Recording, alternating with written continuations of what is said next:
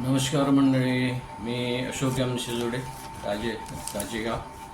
आज आपण या चालू घडामोडी आणि उपयुक्त माहिती या सदरामध्ये एक व्हिडिओ करतो आहे. सध्या गॅस टंचाई आणि इंधन दर टंचाई झालेली आहे. यामुळे काय होतं आहे की गॅसच्या रांगाच्या रांगा लागलेल्या आहेत. इंधन, डिझेल आणि पेट्रोलसाठी रांगा लागल्या आहेत.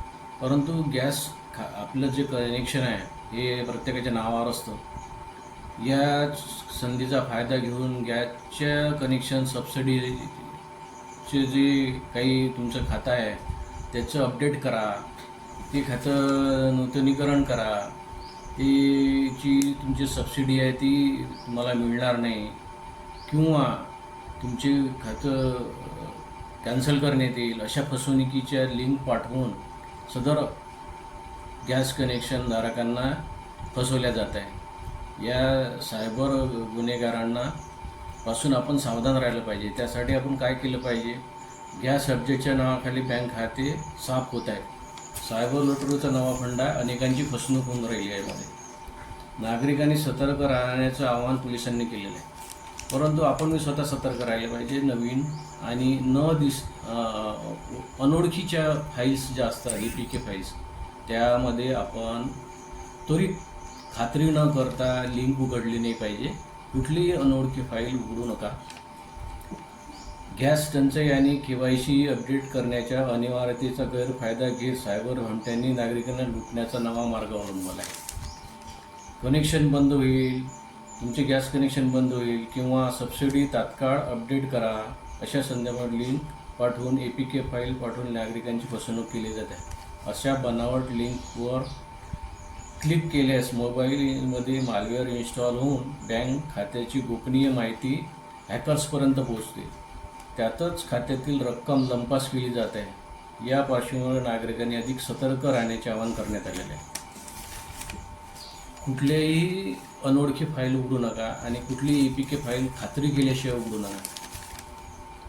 कोणत्या बहाण्याने हे फाईल्स तुमच्या नंबरवर शेअर केल्या जातात? तर गॅस कनेक्शन बंद होण्याची भीती दाखवली जाते. गॅस सबसिडी अपडेट करण्यासाठी तुमची लिंक पाठवली जाते. मोबाईल नंबरची पडताळणी करण्यासाठी तुम्हाला लिंक पाठवली जाते. तातडीची सूचना म्हणून बनावट कॉल केला जातो. इतरही आमिष आहेत किंवा ती RTOचे चालान, कधी वीज बिल थकबाकीच्या नावाने APK फाईल पाठवली जाते. अशा फाईल डाउनलोड केल्यास मोबाईल हॅक होण्याचा धोका जास्त असतो. आता सध्या गॅस टंचाईमुळे काय झालं, लोक त्रस्त झालेले. घरगुती गॅस सिलेंडरची उन्हात करावी लागते लोकांना प्रतीक्षा. लाईनमध्ये लागलेले आहेत लोक. एजन्सी समोर अशा मोठमोठ्या लाईन लागलेल्या आहेत. काही ठिकाणी अकोल्यासारखे एका बातमीमध्ये वाचण्यात आलं आहे की गॅस उन्हामुळे लाईनमध्ये एक उष्णमा खाताना मनुस्मरण पावलं. अशा वेळेस आपण जर उन्हात गॅस लाईनमध्ये जर उभे असाल तर पाण्याची बाटली सोबत ठेवा, कानाला पांढरा रुमाल बांधा आणि सावलीच्या आश्रयाने राहा आणि शरीराला पाणी कमी पडू देऊ नका. आता याची काय काळजी घेतली पाहिजे? अनोळखी फाईल्स आपल्या मोबाईलमधून येणार नाही याच्यासाठी अनोळखी लिंकवर, फाईल्सवर क्लिक करू नका. अधिकृत संकेतस्थळावरूनच ॲप डाउनलोड करा. OTP, पासवर्ड कुणालाही देऊ नका. संशयास्पद कॉल तो टाळा. मोबाईलमध्ये अज्ञात ॲप इन्स्टॉल करू नका. बनावट लिंक किंवा APK फाईल्स क्लिक केल्यास मोबाईलमध्ये व्हायरस प्रवेश करतो आणि OTP, पासवर्ड आणि बँक तपशील हॅकर्सपर्यंत पोहोचून खात्यातील पैसे काही क्षणात काढले जातात. अशा बनावट लिंकवर फाईल लिंक पाठवली असेल त्याच्यावर क्लिक करू नका. सायबर हंट्यांची नवी शक्कल आलेली आहे. यामुळे काय होते की गॅस एजन्सी किंवा सरकारी विभागाच्या नावाने बनावट संदेश पाठवून KYC अपडेट, सबसिडी बंद होणार अशी भीती दाखवली जाते आणि घाईघाईने एक लिंक क्लिक केली जाते. ती लिंक उघडू नका. अधिकृत गॅस एजन्सीकडे जायचं. गॅस KYCसाठी गॅस एजन्सी कोणतीही KYC करण्यासाठी लिंक पाठवत नाही. तुम्ही स्वतः नागरिक तिथं एजन्सीवर जाऊनच तुमची KYC अपडेट करावं लागते, असं गॅस एजन्सी धारकांचं म्हणणं आहे कोर्टाने. तर या अशा बनावट फसवेगिरीच्या लिंकची तक्रार कुठे करायची? तर सायबर फसवणूक झाल्या त्वरित 1930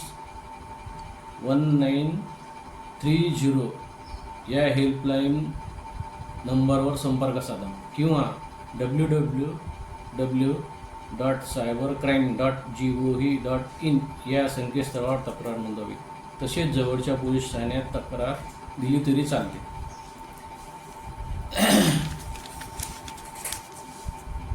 रांगेतील भीषण वास्तव गॅस सिलेंडर पहाटेपासूनच नागरिकाच्या रांगा लागलेल्या आहेत. वयोवृद्ध महिला, नागरिक, शाळकरी मुले, आजारी नागरिक अशा उन्हात उभे राहून आणि अनेकांना चक्कर येऊन अशक्तपणा जाणवत आहे. असे प्रकार घडत आहेत. नागरिकांनी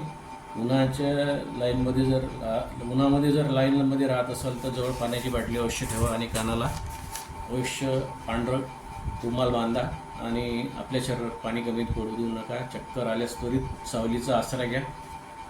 अशाच नवीन माहितीसाठी चॅनलला सबस्क्राईब करा, लाईक करा, कमेंट करा. आणि सबस्क्राईब करायला काही पैसे लागत नाही. चॅनल सबस्क्राईब करून घ्या. धन्यवाद. आपल्याला माहिती कशी वाटली कमेंट करा. नमस्कार.